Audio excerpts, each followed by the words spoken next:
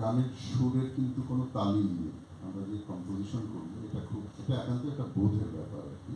তারপরে অনেকে অনেক রকম এক্সপেরিমেন্ট করে, একটা চলমান ধারাকে ফলো করে ওইটার মতো করে কিছু করার চেষ্টা করে, বা নকল করে কিছু একটা করার চেষ্টা করে। হয়তো একটা রাগের থেকে সেটা ধুনটাকে নিয়ে একটা চেষ্টা হয়।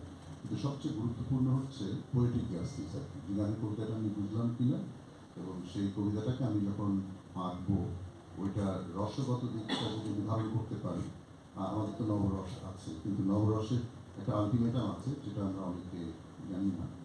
যেমন আমরা যখন গান গাই, এটা একটা যন্ত্রের সঙ্গে কণ্ঠের তুলনা দিই। এটা আমার বাবা বলতেন যে একটা যন্ত্র যদি পারফেক্ট জায়গায় বাজে সেটা কণ্ঠের মতো হয়ে যাবে, আর একটা কণ্ঠ যদি পারফেক্ট জায়গায় সুর আসে তাহলে সেটা যন্ত্রের মতো হয়ে যাবে। তো সেরকম এই আমরা যে রসেই গান করি না কেন, সেটা শৃঙ্গার হোক, করুণ হোক, রুদ্র হোক, সেটা যদি আলটিমেটাম জায়গাটা কাজ করে তখন সেটা নবরসকে অতিক্রম করে ভক্তি রসে চলে যায়, অর্থাৎ সারেন্ডার। সঙ্গীত কিন্তু একান্তই একটা নিবেদনের ব্যাপার। তো ওই জায়গাটা একটা বোধের ব্যাপার বলে মনে হয়। আর সব গান নিয়ে আমার ভাবার উপায় নেই, আমার খুব সীমিত মেধা। আমি সেটা দিয়ে যেটা বুঝি আমি চেষ্টা করি আরেকটু সুন্দর করে ফুটিয়ে তুলবার। আর আরেকটা যারা গায় আর কি, তাদের হাতে গান কিন্তু মরলে, ধরেন আজকে যেই গানটা আমি গাইছি, যেই ভাব নিয়ে, যেই ভাবনা নিয়ে, সেই ভাবনাটা কিন্তু পাল্টে যেতে পারে পরের দিন বা অন্য একটা সময়ও পাল্টে যেতে পারে। এর মধ্যে এক্সপ্লোরেশনের অসীমতা রয়েছে আর কি। তো ওটা আমাকে খুব আনন্দ দেয়। আর গজলে হয় কি, গজলে বিশেষ করে পেরিফেরালটা অনেক বড় হয়ে যায়। হ্যাঁ, এখানে যেহেতু আধ্যাত্মিকতা আসবেই, প্রেম তো আছেই, এটা মিলিয়ে মানে জীবনের যে মূল রহস্য, মূল অর্থ, এটার দিকে যেন আমাদেরকে ধাবিত করে। আর আমি ওইভাবে ভাবি না যে আমি যে খুব ভালো সুর করছি, তখন আমার সুর করতে ভালো লাগছে, একটা মনে হচ্ছে, তখন একটা করছি।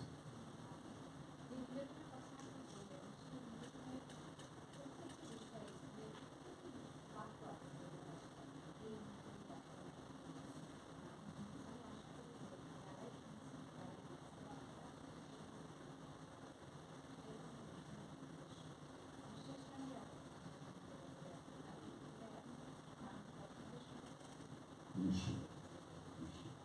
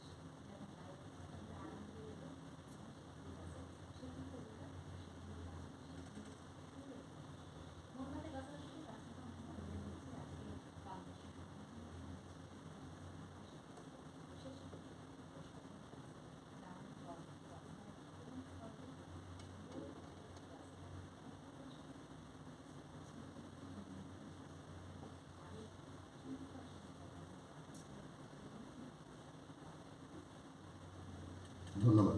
এই সর্বশেষ গানটিও মোস্তফা আনোয়ার স্বপনের লেখা। গান গাইতে গাইতে অনেক সময় মনে হয় যে এই সমস্ত কথা লেখা আসলে অর্থহীন, কারণ আমরা যা বলি সেরকম বলা অনুযায়ী কিছু ঘটে না। যেমন এই গানের কথা হচ্ছে, ব্যথায় পুড়িয়ে যদি চলেই যাবে কেন তবে নিবিড় হলে, শিউলি তলায় যদি লুটিয়ে যাবে কেন তবে শিশির হলে। আচ্ছা, ব্যথায় পুড়িয়ে চলেই যখন গেছে তখন লিখে সেটা নিয়ে, তবে ওই কষ্টটার মধ্যে একটা আনন্দ আছে।